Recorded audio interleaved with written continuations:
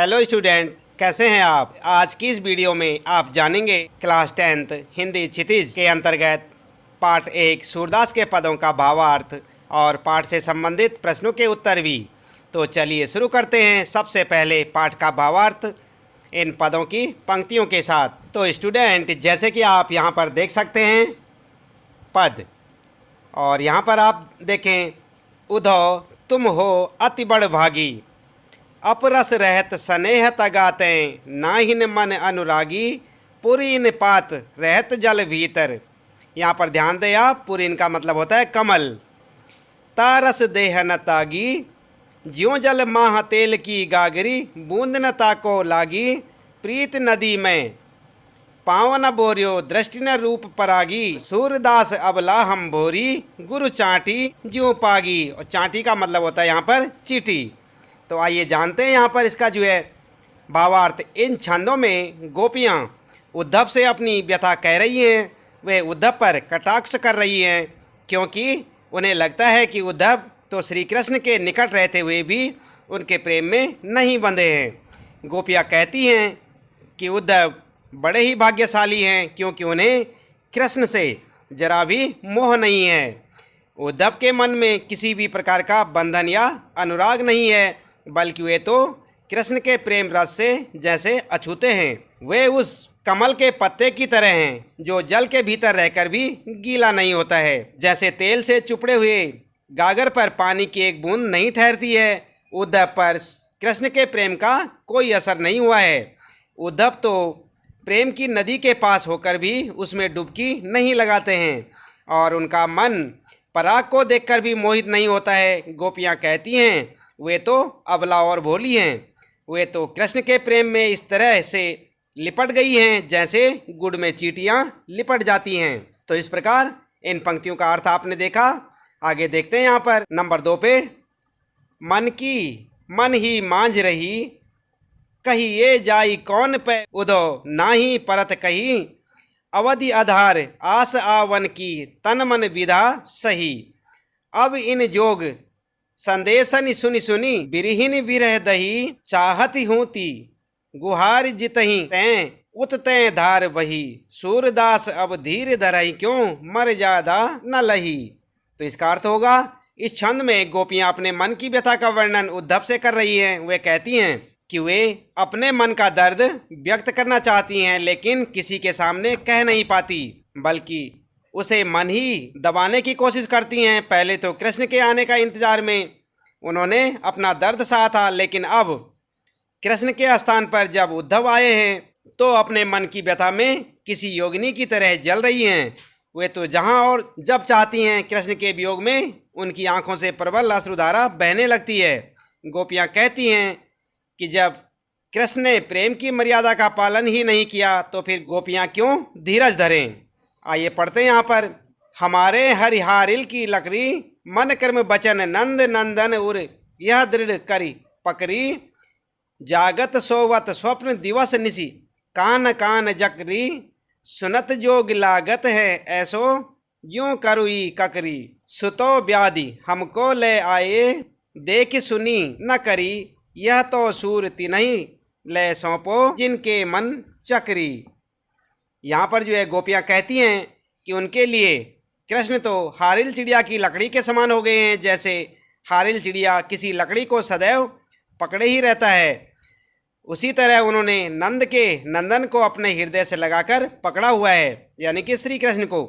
वे जागते और सोते हुए सपने में भी दिन रात केवल काना काना करती रहती हैं। जब भी वे कोई अन्य बात सुनती हैं तो वह बात उन्हें किसी कड़वी ककड़ी की तरह लगती है।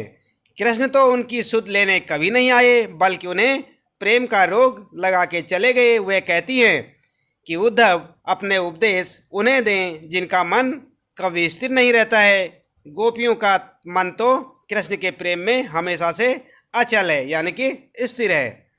इसके बाद चौथी पंक्तियाँ यहाँ पर पढ़ते हैं, हरि हैं राजनीति पढ़ी आए, समुझी बात कहत मधुकर के, समाचार सब पाए, एक अति चतुर होते पहले ही, अब गुरु ग्रंथ पढ़ाए, बड़ी बुद्धि जानी जो उनकी जोग संदेश पठाए, उधो भले लोग आगे के, परहित डोलत धाये। अब अपने मन फेर पाई हैं, चलत जुहुते चुराए। ते क्यों अनीति करें आपुन, जे और अनीति छुड़ाए। राज धर्म तो यह सूर, जो प्रजा न जाहे सताए। यहाँ पर गोपियाँ कहती हैं कि कृष्ण तो किसी राजनीतिज्ञ की तरह हो गए हैं। स्वयं न आकर उद्धव को भेज दिया है ताकि वहाँ बैठे बैठे ही गोपियों का सारा हाल जान पाएं। एक तो वे पहले से ही चतुर थे और अब तो लगता है कि गुरु ग्रंथ पढ़ लिया है। कृष्ण ने बहुत अधिक बुद्धि लगाकर गोपियों के लिए प्रेम का संदेश भेजा है। इससे गोपियों का मन और भी फिर गया है और वह डोलने लगा है। गोपियों को लगता है कि अब उन्हें कृष्ण से अपना मन फेर लेना चाहिए, क्योंकि कृष्ण अब उनसे मिलना ही नहीं चाहते हैं। गोपियाँ कहती हैं कि कृष्ण उन पर अन्याय कर रहे हैं, जबकि कृष्ण तो राजधर्म पता होना चाहिए। कृष्ण को तो राजधर्म पता होना चाहिए, जो ये कहता है कि प्रजा को कभी भी सताना नहीं चाहिए। तो इस प्रकार से आपने स्टूडेंट जाना यहाँ पर इन पंक्तियों का भावार्थ। अब देखते हैं यहाँ पर प्रश्नों के उत्तर। तो पहला प्रश्न आपकी बुक में, गोपियों द्वारा उद्धव को भाग्यवान कहने में क्या व्यंग निहित है? तो आपका उत्तर होगा, गोपियों द्वारा उद्धव को भाग्यवान कहने में यह व्यंग निहित है कि उद्धव वास्तव में भाग्यवान न होकर अति भाग्यहीन है।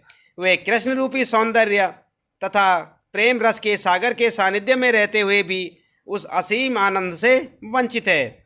वे प्रेम बंधन में बंधने एवं मन के प्रेम में अनुरक्त होने की सुखद अनुभूति से पूर्णतया अपरिचित है। इस प्रकार से आप पहले प्रश्न का उत्तर देखें।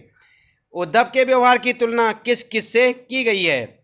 तो यहाँ पर देखें आप, गोपियों ने उद्धव के व्यवहार की तुलना निम्नलिखित उदाहरणों से की है।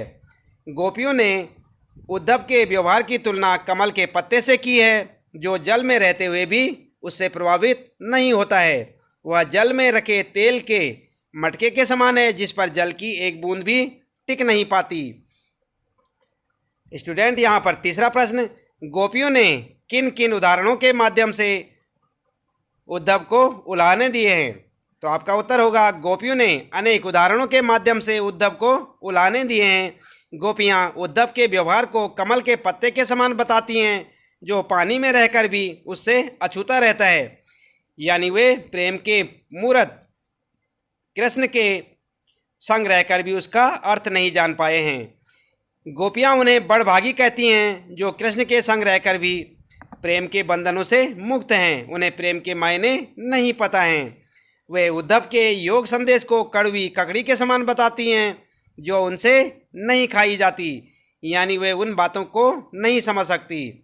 इसके बाद आपके लिए चौथा प्रश्न, उद्धव द्वारा दिए गए योग के संदेश ने गोपियों की विरह अग्नि में घी का काम कैसे किया?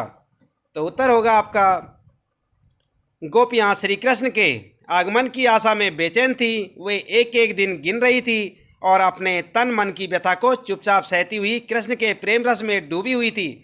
परंतु कृष्ण ने स्वयं न आकर योग का संदेश देने के लिए उद्धव को भेज दिया। विरह की अग्नि में जलती हुई गोपियों को जब उद्धव ने कृष्ण को भूल जाने और योग साधना करने का उपदेश देना प्रारंभ किया, तब गोपियों की विरह वेदना और भी बढ़ गई। इस प्रकार उद्धव द्वारा दिए गए योग के संदेश ने गोपियों की विरह अग्नि में घी का काम किया। आइए जानते हैं यहाँ पर पांचवें प्रश्न का उत्तर। पांचवा प्रश्न आपका, मर्यादा न लही के माध्यम से कौन सी मर्यादा न रहने की बात की जा रही है? तो आपका उत्तर होगा, मर्यादा न लही के माध्यम से प्रेम की मर्यादा न रहने की बात की जा रही है। कृष्ण के मथुरा चले जाने पर गोपियाँ उनके वियोग में जल रही थी। कृष्ण के आने पर ही उनकी विरह वेदना मिट सकती थी, परंतु कृष्ण ने स्वयं न आकर उद्धव को योग संदेश के साथ भेज दिया, जिसने गोपियों के उनकी मर्यादा का त्याग करने पर आतुर कर दिया। इसके बाद अगला प्रश्न आपके लिए छठा प्रश्न, कृष्ण के प्रति अपने अनन्य प्रेम को गोपियों ने किस प्रकार अभिव्यक्त किया है? तो उत्तर होगा आपका, गोपियों ने कृष्ण के प्रति अपने अनन्य प्रेम को विभिन्न प्रकार से दिखाया है। गोपियों ने अपनी तुलना उन चींटियों के साथ की है जो गुड़ यहाँ पर श्री कृष्ण के लिए जो है गुड शब्द का प्रयोग हुआ है, पर आसक्त होकर उससे चिपट जाती हैं और फिर स्वयं को छुड़ा न पाने के कारण वहीं प्राण त्याग देती हैं। इसी प्रकार गोपियों का मन भी श्री कृष्ण में बसा हुआ है।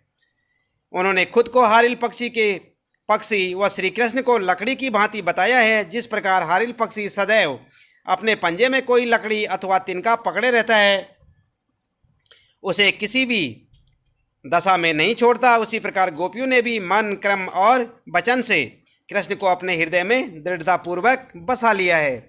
वे जागते, सोते, स्वप्नावस्था में दिन रात कृष्ण कृष्ण की ही रट लगाती रहती हैं। इसके बाद अगला प्रश्न आपके लिए 7वां प्रश्न, गोपियों ने उद्धव से योग की शिक्षा कैसे लोगों को देने की बात कही है?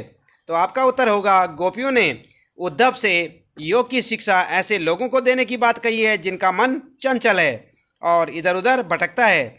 उद्धव अपने योग के संदेश में मन की एकाग्रता का उपदेश देते हैं, परंतु गोपियों का मन तो श्री कृष्ण के अनन्य प्रेम में पहले से ही एकाग्र है। इस प्रकार योग साधना का उपदेश उनके लिए निरर्थक है। योग की आवश्यकता तो उन्हें है जिनका मन स्थिर नहीं हो पाता, इसलिए गोपियाँ चंचल मन वाले लोगों को योग का उपदेश देने की बात कहती हैं। इसके बाद स्टूडेंट 8वां क्वेश्चन आपके लिए, प्रस्तुत पदों के आधार पर गोपियों का योग साधना के प्रति दृष्टिकोण स्पष्ट करें। तो आप क्या लिखेंगे? उत्तर होगा आपका, गोपियों ने योग साधना को निरर्थक बताया है। उनके अनुसार यह उन लोगों के लिए है जिनका मन अस्थिर है, परंतु गोपियों का हृदय तो श्री कृष्ण के लिए स्थिर है। वे उनकी भक्ति में पूरी तरह से समर्पित हैं। योग ज्ञान उनके लिए कड़वी ककड़ी के समान है जिसे खाना बहुत ही मुश्किल है। यह ज्ञान गोपियों के लिए बीमारी से अधिक कुछ नहीं है। इसके बाद 9वां प्रश्न आपके लिए, गोपियों के अनुसार राजा का धर्म क्या होना चाहिए? उत्तर होगा आपका, गोपियों के अनुसार राजा का धर्म है कि वह प्रजा को न सताए और प्रजा के सुखों का ख्याल रखे। 10वां प्रश्न आपके लिए, गोपियों को कृष्ण में ऐसे कौन सा परिवर्तन दिखाई दिए जिनके कारण वे अपना मन वापस पा लेने की बात कहती हैं? तो उत्तर होगा आपका, गोपियों को लगता है कि कृष्ण ने अब राजनीति सीख ली है। उनकी बुद्धि पहले से भी अधिक चतुर हो गई है। पहले वे प्रेम का बदला प्रेम से चुकाते थे, परंतु अब प्रेम की मर्यादा भूलकर योग का संदेश देने लगे हैं। कृष्ण पहले दूसरों के कल्याण के लिए समर्पित थे, परंतु अब अपना भला ही देख रहे हैं। उन्होंने पहले दूसरों के अन्याय से लोगों को मुक्ति दिलाई है, परंतु अब नहीं। श्री कृष्ण गोपियों से मिलने के बजाय योग की शिक्षा देने के लिए उद्धव को भेज दिए हैं। श्री कृष्ण के इस कदम से गोपियों के मन और भी आहत हुआ है। कृष्ण में आए इन्हीं परिवर्तनों को देखकर गोपियां अपनों को श्री कृष्ण के अनुराग से वापस लेना चाहती हैं। अपने मन को मतलब श्री कृष्ण के अनुराग से वापस लेना चाहती हैं। इसके बाद स्टूडेंट 11वां प्रश्न होगा आपके लिए, गोपियों ने अपने वाक चातुर्य के आधार पर ज्ञानी उद्धव को परास्त कर दिया। उनके वाक चातुर्य की विशेषताएं लिखिए। तो उत्तर होगा आपका, गोपियों के वाक चातुर्य की विशेषताएं इस प्रकार हैं। साहसी गोपियां पूरी तरह से निडर हैं। वह उद्धव को कोसने से परहेज नहीं करती। वह उनके योग साधना के संदेश को कड़वी ककड़ी और बीमारी बताती हैं। व्यंगात्मकता है उसमें। गोपियों ने बड़े ही प्रभावशाली ढंग से व्यंग करती हैं। वे उद्धव को बड़भागी कहती हैं, चूँकि वह श्री कृष्ण के पास रहकर भी प्रेम से अछूते रहे। यह कहकर वह उद्धव का उपहास करती हैं। और स्पष्टता भी है गोपियों के कहने में। वे स्पष्ट शब्दों में उद्धव को बताती हैं कि वे कृष्ण के प्रेम में पूरी तरह से लीन हैं, इसलिए उनके योग संदेश का उन पर कुछ असर नहीं पड़ने वाला है। इसके बाद 12वां प्रश्न आइए जानते हैं। यहाँ पर संकलित पदों को ध्यान में रखते हुए सूर के भ्रमर गीत की मुख्य विशेषताएं बताइए। तो उत्तर होगा आपका, भ्रमर गीत की मुख्य विशेषताएं ये हैं। पहला, निर्गुण और निराकार भक्ति से ज़्यादा सगुण और साकार भक्ति को ज़्यादा महत्व दिया गया है। दूसरा, योग साधना का महत्व प्रेम की एक निष्ठा के सामने कम है। और तीसरा, गोपियाँ विरह वेदना झेल रही हैं। चौथा, गोपियों ने सरलता, मार्मिकता, उपालंब, व्यंगात्मकता, तर्क शक्ति आदि के द्वारा उद्धव के ज्ञान योग को तुच्छ सिद्ध किया है। अगला, गोपियों ने खुद को हारिल पक्षी व श्री कृष्ण को लकड़ी की भांति बताकर अन्य प्रेम का परिचय दिया है। इसके बाद अनुप्रास, उपमा, दृष्टांत, रूपक, व्यतिरेक, विभावना, अतिशयोक्ति आदि अनेक अलंकारों का सुंदर प्रयोग यहाँ पर किया गया है। शुद्ध साहित्यिक ब्रज भाषा का प्रयोग हुआ है। इसमें भी संगीतात्मकता का गुण सहज ही दृष्टिगत होता है। इसके बाद बात करते हैं रचना और अभिव्यक्ति की। तो 13वां प्रश्न आप देखें, गोपियों ने उद्धव के सामने तरह तरह के तर्क दिए हैं, आप अपनी कल्पना से और तर्क दीजिए। तो उत्तर होगा आपका, गोपियों ने उद्धव के सामने तरह तरह के तर्क दिए हैं। हम निम्न तर्क दे सकते हैं, जैसे कि प्रेम कर विरह की वेदना के साथ योग साधना की शिक्षा देना कहाँ का न्याय है। अगला, अपनी बात पूरी न कर पाने वाले कृष्ण एक धोखेबाज हैं। इसके बाद, कृष्ण अपने अन्यन प्रेम करने वाले सगों को योग साधना का पाठ क्यों नहीं पढ़ाते। 14वां प्रश्न आपके लिए, उद्धव ज्ञानी थे, नीति की बातें जानते थे, गोपियों के पास ऐसी कौन सी शक्ति थी जो उनके वाक चातुर्य में मुखरित हो उठी। उत्तर होगा आपका, गोपियों के पास उनके मन श्री कृष्ण के लिए प्रेम और भक्ति की अद्भुत शक्ति थी, जिस कारण उद्धव जैसे ज्ञानी को भी उन्होंने अपने तर्कों से हरा दिया। इसके बाद 15वां प्रश्न आपके लिए और अंतिम प्रश्न, गोपियों ने यह क्यों कहा कि हरि अब राजनीति पर आए हैं। क्या आपको गोपियों के इस कथन का विस्तार समकालीन राजनीति में नजर आता है, स्पष्ट कीजिए। तो आप क्या लिखेंगे। उत्तर होगा आपका, गोपियों ने ऐसा इसलिए कहा क्योंकि श्री कृष्ण ने सीधी उनसे प्रेम को भुलाने की बात ना कहकर उन्हें उद्धव द्वारा योग संदेश का माध्यम अपनाने को कह रहे हैं। गोपियों का कथन है कि हरि अब राजनीति पर आए हैं। आज की राजनीति में नजर आ रहा है, आज के राजनीति में नेता भी मुद्दों के बारे में साफ साफ नहीं कहते और मुद्दों को घुमा फिराकर पेश करते हैं।